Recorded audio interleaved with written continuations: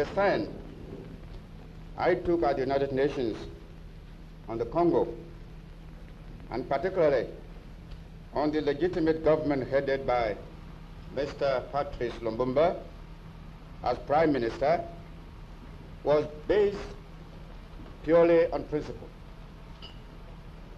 It was not a question of whether the government of Congo was pro-East or pro-West. The main issue was the principle of recognizing the legitimate central government which invited the United Nations to enter the Congo. To do anything to damage the prestige and authority of that government would be to undermine the whole basis of democracy in Africa. I have no doubt in my mind that the Congo crisis is another manifestation of the length to which colonial powers will go in their efforts to retain their domination in one form or the other in Africa. Another point which I would like to raise is the proposal which has been made in the United Nations Assembly for the reorganization of the Secretariat of the United Nations.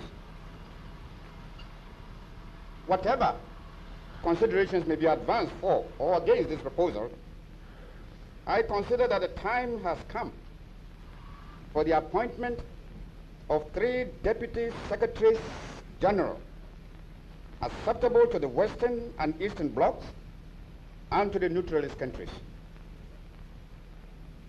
These Deputy Secretaries General should be invested with clearly defined authority and not required to act merely as assistant to the Secretary General. This proposal, if accepted, would, in my view, relieve the office of the Secretary General of controversy and criticism.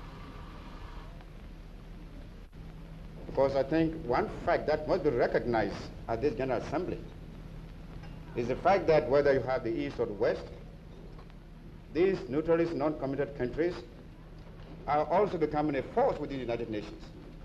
And I personally believe that when this group,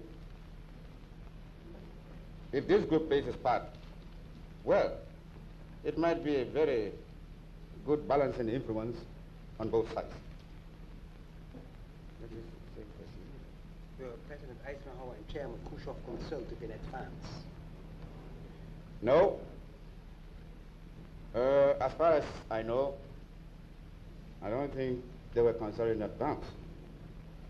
But from the nature of conversation which some of us had with some of these leaders, we thought that this might be a possible way out.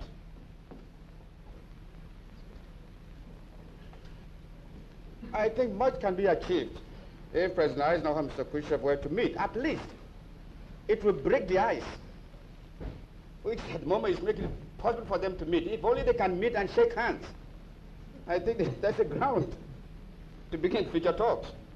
But the difficulty is how to get them together to shake hands and box on after it. Mr. Boekman asked, who took the initiative to this resolution? I wouldn't say there was any particular person who took the initiative. I think this is more or less a combined effort on the part of all of us. Myself, Mr. Nehru, and Mr. Tito, and then Mr. Nasser. We've been meeting and talking about this problem since we arrived at this United Nations session. Until last night, Dr. Sékou also came. So we thought at least we can have one added to our group, which probably could lend force to the whole thing. And that's why we had this thing put up yesterday.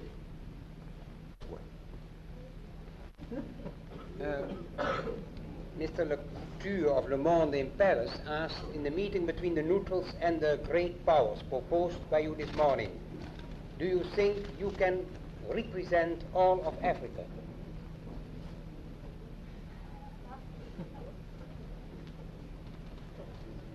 me representing Africa is too big for me. I'm only trying to throw out ideas. And so it's only the ideas and principles which I believe in, which I think will be the ultimate help the continent, is what I'm trying to put forward. And if the ideas and principles which I put forward is taken by the great majority of people, then I think I've done my duty. A question was left out. Do you see a third force of the uncommitted nations now forming at the United Nations? I think it must be clear to all of us what is happening that in the National Assembly. Naturally, I wouldn't like to use the word third force. It's really a sort of influencing group, a group that may be able to influence, the various, the two forces that are now crystallized into the assembly. And I think that's what I have in mind. And I believe that if this group of the neutrals and the uncommitted countries can come together, I'm not thinking of a formalized form of coming together, but some sort of a meeting which they can meet. Perhaps when these two sides are in difficulties, we might be able, since we don't possess these nuclear things, be able to offer advice impartially on some of these problems.